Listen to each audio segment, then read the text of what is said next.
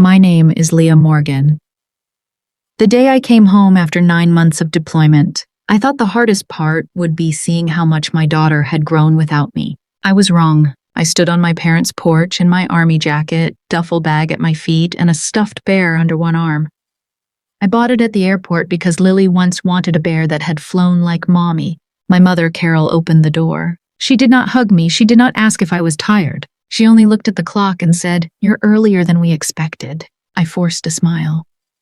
After 9 months of radio static, all I wanted was to hear my daughter call me Mommy again. Then I stepped into the living room. Lily was on the floor coloring. She looked taller. Around her wrist was the bracelet I had mailed from overseas. I said softly, "Lily, Mommy's home." She looked up. For 1 second, I saw recognition in her face. Then her eyes slid to Carol. Just one glance, but it told me my daughter had learned to ask permission before loving me.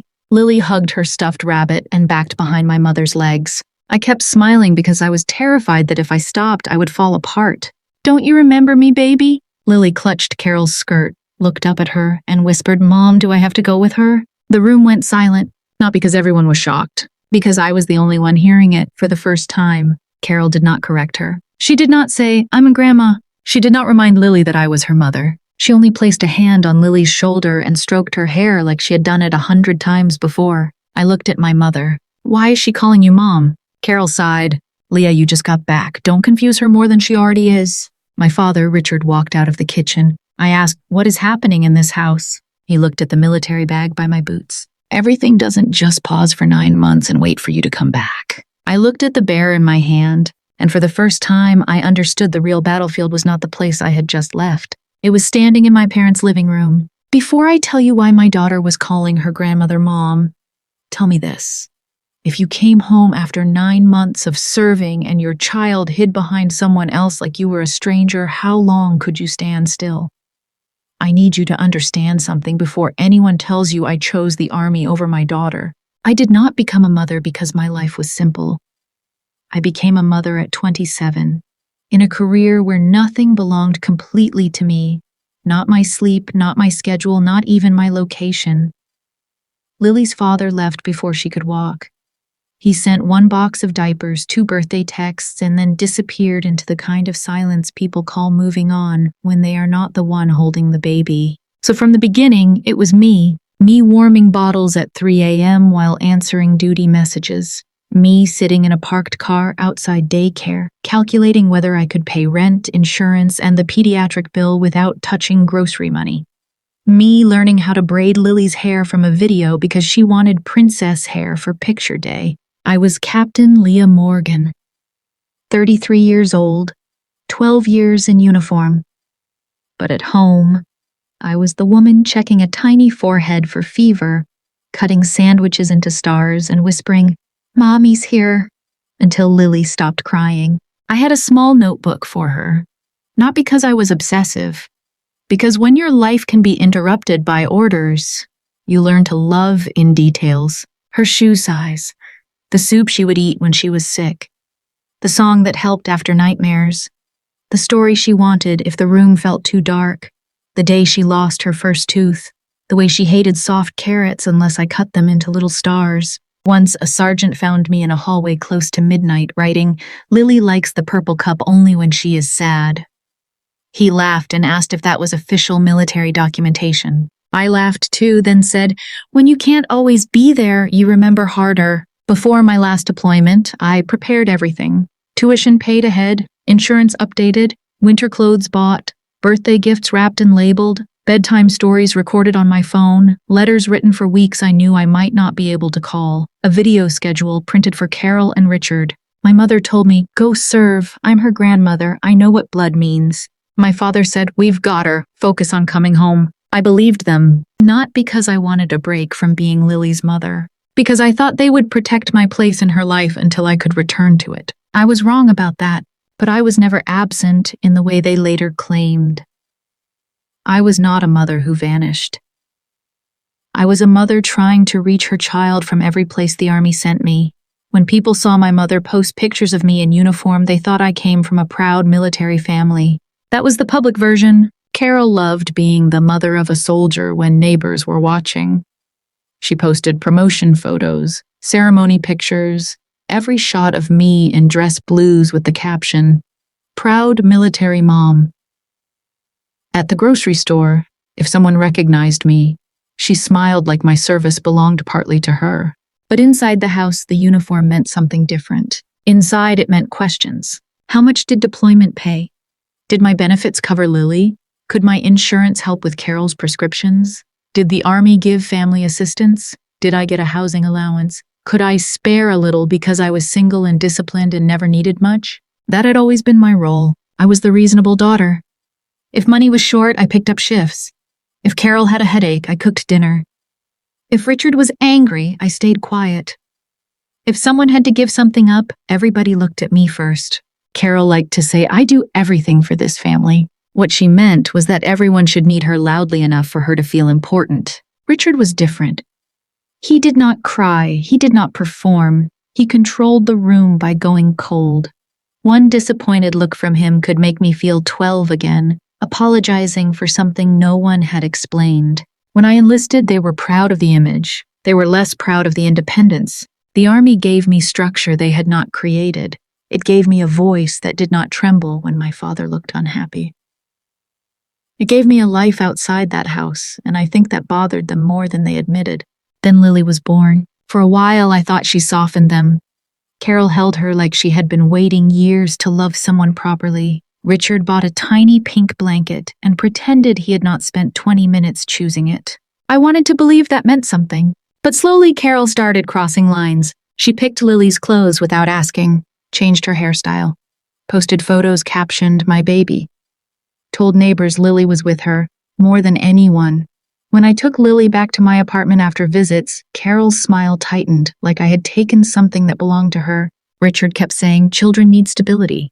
At first, it sounded like advice. Later, I understood it was an accusation. Before my deployment, Carol said, "Leave Lily here. Strangers will not love her like blood." Richard added, "With your schedule, this is practical."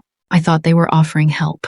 They thought I was handing them proof. Proof that I could wear the uniform. Proof that I could serve my country. And proof, in their minds, that I could never be soft enough to be Lily's real mother. Deployment does not feel dramatic when you are inside it. Most days, it feels like dust, bad coffee, alarms at the wrong hour, and deciding which version of tired you are allowed to admit out loud. But Sundays belong to Lily. No matter where I was, I found a way to call. Sometimes I sat on a narrow bunk. Sometimes I stood in a hallway where the signal dropped every few minutes. Sometimes I called from a shipping container office, one hand over my ear so I could hear her through the static. I called after long shifts before briefings, once from the back of a parked truck because it was the only place my phone had 2 bars. And when Lily appeared on the screen, everything in me softened. I asked small questions because small things are how a child knows you are still paying attention. What did you eat today? Did Grandma read the dragon story right? Are you still scared of the closet shadow? Did you get Mommy's letter? I mailed letters because I did not want Lily's memory of me to live only on a screen. I wanted her to have something she could hold, hide under her pillow, or open when missing me felt too big. Every letter ended with the same promise. Mommy always comes back. I also sent what I called the coming home box. It had stickers, a small map, a photo of me in uniform, a stuffed bear, numbered letters, and a piece of fabric from my scarf because Lily rubbed fabric between her fingers when she was sleepy. Money went home every month, too. I labeled every transfer clearly. For Lily's school, for Lily's medical, for Lily's savings, for Lily's art class. Carol always replied with a thumbs up or, "Got it." Richard rarely said anything, but the payments were accepted every time. For the first few months, the calls felt normal. Lily showed me drawings. She pressed toys against the camera. She asked if camels lived near me because a classmate said soldiers lived in the desert. Then the excuses started. She just fell asleep. She had a hard day. She gets upset after you call. Maybe skip this week so she can stay settled. The word settled began showing up too often. One Sunday I heard Lily in the background. "I want to talk to Mommy." Carol's voice came through low but clear. "You already talked to Mom, sweetheart." My stomach tightened. I asked, "What did you just say?" Carol smiled too quickly. "Nothing. She mixes words now. You know how children are." I wanted to demand the phone be handed to my daughter. But then Carol said the one thing she knew would make me hesitate. "Leah, every time you call, she cries all night. Do you want her to miss you, or do you want her to be okay?" That is the cruelest thing you can ask a mother who is far away, because suddenly love feels selfish. So I swallowed my fear and told myself Carol knew what she was doing. I did not know she was not helping Lily survive my absence. She was teaching her to rename it. Carol did not begin by telling Lily, "Call me Mom." That would have been too obvious, too easy to challenge. My mother was never careless with control. She knew how to make something cruel sound like comfort. It started, according to what I learned later after one of my Sunday calls. Lily had cried when the screen went dark. She asked why Mommy had to go away again. She asked if I could come home tomorrow. Carol held her and said, "Mommy is far away, sweetheart, but I am here." That sounded harmless. A week later, when Lily woke up from a nightmare, Carol said, "You can call me Mama Carol if it makes you feel safer." By the next month, when Lily accidentally said Mom, Carol did not correct her. She just pulled my daughter closer and kissed her hair. Richard did not correct her either. He said, "Children know who makes them feel safe." That was how they did it. Not with one big announcement, with small permissions, small silences, small moments where the truth was not defended. My photo on Lily's nightstand was moved into a drawer because Carol said it made her sad. My letters were not all given to her because Carol decided some of them were too emotional. Gifts I mailed from overseas were explained as things Grandma had helped Mommy choose. Then slowly just things Grandma had chosen. At school, Carol first wrote herself down as primary caregiver, then primary parent. When Lily drew a family picture, she drew herself, Carol, and Richard under a yellow sun. There was no woman in uniform, no Mommy on a video screen, no letters, no coming home box. When the teacher gently asked where her mother was, Lily said, "Mommy is far away." Grandma says far away doesn't count the same as being here. I did not hear that sentence until much later. When I did, I had to sit down, because that was not confusion.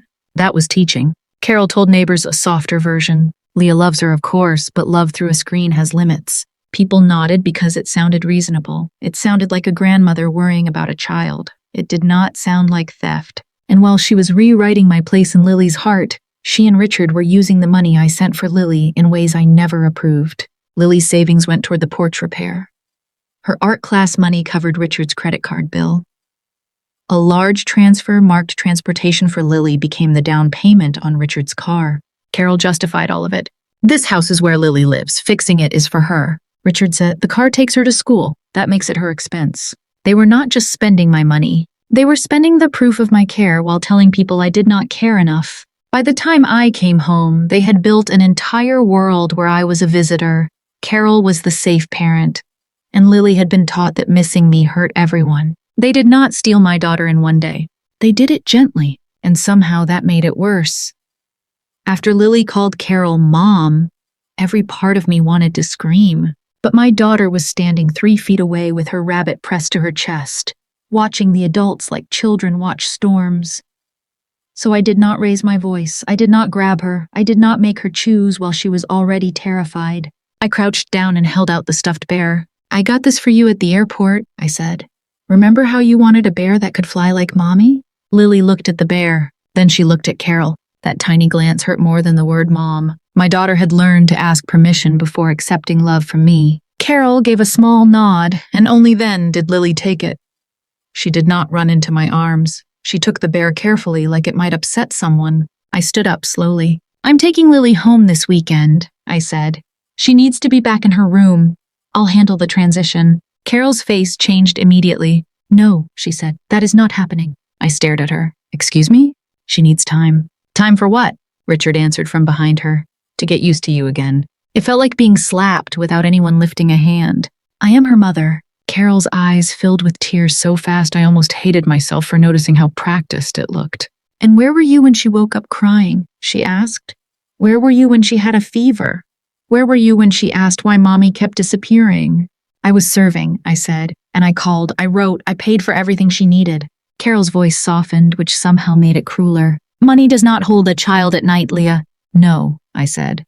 "But my money paid for the medicine, the food, the bed, the clothes, and the roof you stood under while telling my child I was not enough." For the first time, Carol's tears stopped. Richard stepped forward. "Do not bring that military command tone into my house. My daughter is in this house." And she is stable here, he snapped. You are not going to march in after 9 months and uproot her because your pride is hurt. I walked toward Lily's backpack by the couch. Richard moved in front of the hallway. He did not touch me. He did not have to. The message was clear. I was not leaving with my child. Lily started crying then. Quietly at first, then harder, like every adult feeling in that room had been dropped into her small body. So I let go of the backpack. Not because I surrendered, because I refused to make my daughter remember my homecoming as the day people fought over her like luggage. I looked at Carol and Richard. She stays tonight, I said. Tomorrow I come back with a lawyer. Carol wiped under one eye. Good, she said coldly, because we already spoke to one. That was when I understood. They had not panicked when I came home. They had prepared. The next morning, I learned what my parents had meant. A process server met me outside my apartment building just after 8. I was still wearing the boots I had flown home in. My duffel bag sat upstairs, half unpacked because I had spent most of the night staring at Lily's empty bedroom. The envelope was thick. My name was on the front. Captain Leah Morgan. For a second, that title felt useless. I could command soldiers. I could stay calm when alarms went off in the dark. But standing there with court papers in my hand, I felt like a mother locked outside her own life. Carol and Richard had filed for primary custody and guardianship of Lily. Their petition said I was frequently deployed, that my military life was unstable, that Lily had lived with them for 9 months and had formed a primary emotional bond with Carol, that removing her suddenly could cause serious distress. Then it got worse. They claimed I showed signs of post-deployment stress, that I was emotionally rigid, too disciplined, too cold, too focused on proving I was still Lily's mother instead of considering what Lily needed. They attached photos, Lily crying after one of our video calls, Carol holding her at a school event, a picture of me in uniform cropped so I looked distant and severe, a drawing Lily had made of a family with Carol, Richard, and herself under a yellow sun. Not one picture of the letters, not one screenshot of Lily smiling at me through a screen. Not one bank memo that said for Lily's school. Carol wrote, Leah loves Lily in her own way, but love from a distance is not enough for a child's daily emotional needs. Richard wrote, we are not trying to erase Leah. We are trying to protect Lily from instability. That was the dangerous part. They did not sound like people stealing a child. They sounded like people saving one. I called Maya Rhodes from the hallway because if I went upstairs first, I was afraid I would break apart. At first, I talked too fast. I told her about Carol letting Lily call her mom, about Richard blocking the hallway, about the backpack, about the bear, about the... Maya interrupted me. Captain Morgan, I believe you are hurt, she said. But court will not decide this based on how badly they hurt you. Court needs records. That sentence steadied me. Records? I knew records. Maya asked questions. Do you have bank statements, call logs, copies of the letters, tracking numbers? Texts where your mother limited contact? Anyone from school who heard Lily talk about you? Anyone from your unit who saw you make those calls? With every question, I stopped feeling helpless. My motherhood had not disappeared just because Carol hid it. It had dates, receipts, screenshots, witnesses. They used my absence as a weapon. But every time I reached for Lily across that distance, I had left proof. I created a folder on my laptop and named it Lily Custody Evidence. For 5 minutes, I just stared at those words. No mother should have to prove she loves her child in a folder. No bedtime story, birthday gift, or Sunday call should have to become an exhibit. But Carol and Richard had turned my motherhood into something they could deny, so I stopped crying long enough to make the truth organized. The first thing I pulled was my call history. 37 video calls in 9 months. Some were short because the connection failed. Many were 30 or 40 minutes. I had screenshots I had taken without thinking they would matter. Lily holding up a drawing. Lily showing me a missing tooth. Lily laughing because I tried to make a unicorn voice and failed. Then I found the cancellations. Carol texting, she does not want to talk tonight. Carol writing, calling makes her emotional. Carol saying, maybe give her space. But when Maya contacted Lily's teacher, Ms. Harper, the story changed. Ms. Harper had messages from the same weeks saying Lily kept asking, is mommy calling today? That was the first crack. Next came the letters. I had scanned most of them before mailing because I wanted copies for myself. Every envelope had a date. The larger packages had tracking numbers. Maya printed the delivery confirmations and laid them beside Lily's comments from our calls. One birthday letter had arrived 3 days before Lily told me, "Grandma said you forgot." I read that line in the transcript and had to stand up from the table, because there is a specific kind of pain in realizing your child was not just missing you. She was being taught that you had stopped trying. Then came the money. I downloaded every bank statement. Month after month, the transfers were there. $1,800 for Lily's daily expenses, $400 for savings, extra payments for dental work, uniforms, art class, winter boots. Every memo had her name on it. For Lily's school, for Lily's medical, for Lily's savings. Maya found what I had been too emotional to see. The savings account was almost empty. Money marked for Lily had paid for porch repairs, Richard's credit card, a car deposit, living room furniture, and a weekend trip Lily had not gone on. Richard had called it family use. Maya called it misappropriation. Then Ms. Harper sent the drawing. It was wrinkled at the corners, colored in purple and blue. Lily had drawn me in uniform standing beside a little house. Underneath, in uneven letters, she had written, "My mommy comes back." I sat at my kitchen table with that paper in my hands and cried harder than I had cried the night I came home, because somewhere inside all that confusion, my daughter had remembered. The last statement came from Sergeant Dana Ellis. Dana wrote that I traded sleep, meals, and rest breaks to call Lily. She wrote that once, after a brutal shift, I washed blood off my sleeves, sat under a flickering hallway light, and used the softest voice I had to ask my daughter what color she had made her unicorn. When I finished reading, the folder was no longer just evidence. It was a line of witnesses. Every call, every letter, every transfer, every promise. The things they said were not enough began standing in formation like soldiers. Carol did not wait for court to decide who Lily belonged to. She took the fight public first. 2 days after I filed my response, she posted on Facebook, "Some children need a mother at home, not promises from far away." She did not use my name. She did not have to. Within an hour, relatives I had not heard from in years became experts on my daughter's emotional health. Children need stability. Your parents sacrifice so much. The military is honorable, but kids come first. If she was gone that long, she cannot blame Lily for bonding with the person who stayed. I read the comments while sitting at my kitchen table, still surrounded by letters Carol had never given Lily. Richard called my aunt, my cousins, even people from church. His version was calm and wounded. Leah came home and wanted to rip Lily away from the only home she knew. Leah was angry. Leah was prideful. Leah could not accept that a child needed more than biology. One aunt texted me, "You should be grateful your parents raised her when you were away." I typed, "She is not someone else's child." Then I deleted it. Maya had given me one rule. Do not fight them online. Let them talk. People who are trying to control the story usually leave evidence when they think they are winning. So I saved everything. Every post, every comment, every message that called my service abandonment. But the worst part was not what adults said about me. It was what Lily had started believing. My first supervised visit happened at a park. A family counselor sat on a bench close enough to observe, far enough to pretend this was normal. Lily sat beside me holding the stuffed bear I had brought from the airport. Her body stayed tense, like love had become dangerous. After 10 minutes of silence, she whispered, "If I go with you, will Grandma die?" I forgot how to breathe. "What?" "She said she won't survive if I leave her." I looked at my 6-year-old daughter and understood what Carol had done. She had put adult pain into a child's hands and called it love. I kept my voice gentle. "Baby, grown-ups are not supposed to make children responsible for keeping them alive." Lily stared at the grass. "Are you going to leave again?" That question hurt because I would not lie to her. "One day I may still have to serve," I said, "but I have never left you without trying to come back." Her eyes filled with confusion. "Then why did Grandma say you chose to go?"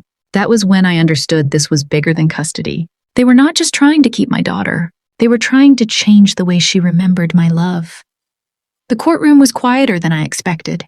No shouting, no dramatic music, just white lights, wooden benches, and paper moving from one table to another while my life sat inside folders. I did not wear my uniform. Maya had suggested it, then let me decide. I chose a navy suit. I did not want anyone thinking I had come to court asking for sympathy because I served. I had come as Lily's mother. That should have been enough. Carol arrived in a pale sweater, hair pinned back, a tissue folded in her hand. Richard wore an old dark suit and the face of a disappointed father. They looked like two tired grandparents who had done their best. That was the performance. Their attorney stood first and said, "This is not about punishing Captain Morgan. This is about protecting a little girl who needs stability more than sudden disruption." The words hit harder than I expected because they sounded reasonable. That was the danger. A lie becomes more powerful when it borrows one piece of truth. Carol testified first. She cried softly, never enough to look out of control. She talked about Lily waking at night, Lily crying after video calls, Lily asking why Mommy could not come home. She said she had never wanted to replace me. Then she said, "But when a child is scared, she reaches for the person who is there." I kept my hands folded tightly. Richard testified next. He said I was disciplined, honorable, and brave, then used every compliment like a blade. He said I was trained to command adults, not comfort children. He said deployment had changed my tone. He said I expected Lily to obey my role instead of trusting her emotions. Then the child specialist gave her temporary recommendation. That was the moment I almost broke. The report said Lily had a strong attachment to Carol. It said Lily showed anxiety when asked about leaving the grandparents' home. It said an immediate transfer could cause distress and that gradual transition should be considered. Carol lowered her head and cried into her tissue. Richard put a hand on her shoulder. For one horrible second, they looked like the safe place, and I looked like the soldier trying to take a child away from it. Maya touched the folder in front of me. "Stay still," she whispered. "This is not over." Then she stood. She did not attack Carol's tears. She attacked the pattern. "Mrs. Morgan, did Leah send monthly support for Lily?" Carol hesitated. "Money is not love." I did not ask whether money is love. I asked whether Leah financially supported her daughter. "Yes." "Did Leah schedule weekly video calls?" "Yes, when possible." "Did she mail letters?" Carol's mouth tightened. "Some." Maya stepped closer. "Some? Did Leah mail more letters than Lily received?" Carol looked down. "I gave Lily the ones I felt were appropriate." The courtroom went still. Maya's voice did not rise. Who decided a mother's letters to her own child were inappropriate?